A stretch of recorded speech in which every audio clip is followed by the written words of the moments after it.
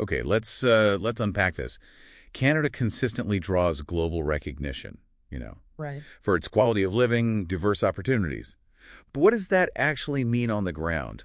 Today, we're diving deep into what makes its top cities really tick. Yeah, and what's truly fascinating here is how nuanced livability actually is. It's not just one simple metric, right? It's more like a complex tapestry woven from many, many threads. A tapestry, okay, so different organizations see it differently. Exactly. You have different lenses. For instance, Numbera, they look at things like purchasing power, pollution levels. Then the Economist Intelligence Unit, they focus more on stability, infrastructure, and even Statistics Canada adds elements like a sense of meaning, community belonging, pushing us beyond just, the economics. Right, right. So the core takeaway here, it sounds like, is that the best city, it's really subjective, depends on who you ask, what you value. Precise. So our mission today is maybe to give you the mental tools to sort of cut through the noise and pinpoint your perfect Canadian city. We'll explore these diverse factors so you can reflect on what truly defines, well, your ideal urban environment. And if we connect this to the bigger picture, Canada's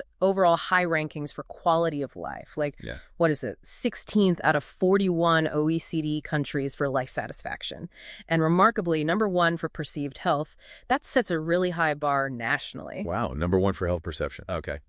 But within that high standard, individual cities, they cater to very different priorities. They offer quite distinct experiences. That idea of subjectivity, it really brings us to the economic question, doesn't it? Like when we look at the numbers for places like Toronto, how do we square those high costs with its constant appeal?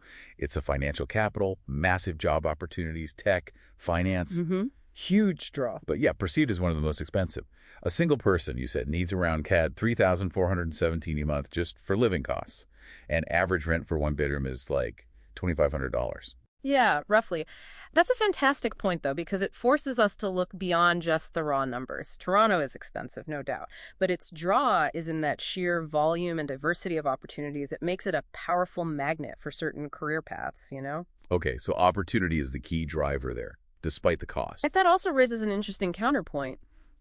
Are other cities offering maybe a more balanced value proposition for a broader range of people? Because affordability, it isn't just about raw cost, right? It's about purchasing power, what your money actually buys you. Exactly. Like Edmonton and Quebec City you brought up. They seem to kind of flip the script on that affordability versus opportunity thing. Can you elaborate a bit on what makes their economic models compelling for different folks? Absolutely. Edmonton, often called the festival city, presents a really strong contrast. You're looking at an average one-bedroom rent around, what, $1,390. Homes maybe $450,000 on average. And it still has a robust economy. Energy, of course, but also burgeoning tech fields like AI. So significantly cheaper, but still dynamic. Right.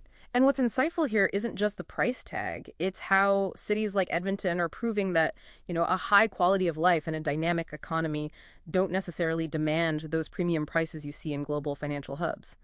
Then you have Quebec City. Totally different vibe, historic charm, average house prices around $370,000, and some of the lowest crime rates in North America. It really shows you can have rich culture and affordability side by side.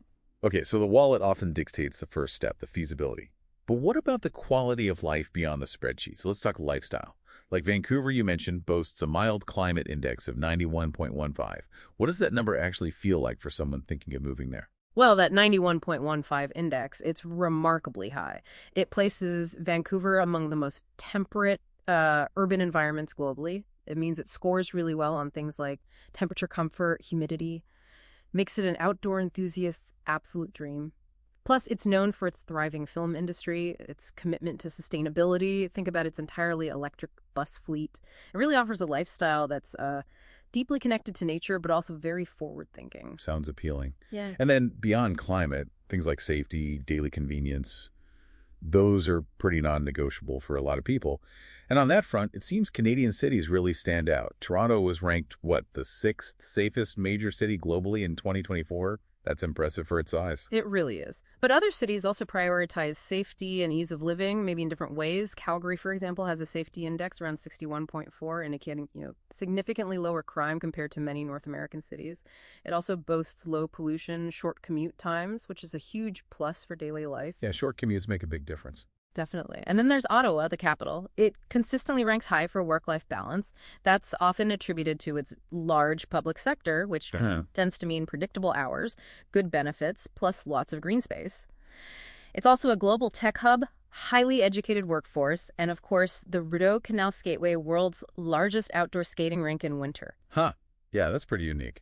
So each city really carves out its own niche in defining what a high quality of life looks like. So, pulling all these threads together, what emerges is a really clear picture. Canada offers this incredibly diverse tapestry of highly livable cities. Each one has its unique charms. Our deep dive, I think, shows that whether you prioritize a bustling job market, maybe super affordable living, or a specific climate and lifestyle, there's likely a Canadian city that could genuinely feel like home for you. Absolutely. Ultimately, the ideal choice. It just has to align with your personal situation, your finances, career goals, the climate you want, the lifestyle you're after. Each city offers a truly distinct experience, a unique blend of opportunity and environment. So here's something to think about as we wrap up. If economic opportunity and costs are often seen as, well, opposing forces, which of these Canadian cities offers maybe the most compelling compromise for the modern professional? Could that point towards a sort of new definition of urban success? Something to ponder as you explore further.